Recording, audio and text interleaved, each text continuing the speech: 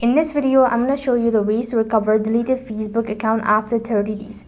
If you have deleted your Facebook account and was unable to recover it after 30 days, or you've forgotten to recover it, then to do this procedure or to recover your account back, you have to follow the steps. First of all, open up a browser and go ahead and type in help Facebook or support help.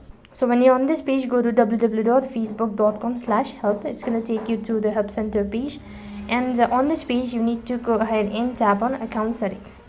As you do this, you'll be able to see this sort of information. So here you need to go ahead and select the no button, and over here you need to go ahead and select others. So as per the report, you could go ahead and type in something in the email address such as hello team, I've forgotten to recover my account within 29 days and I'd like to recover my account back, and mention in your email address and all that.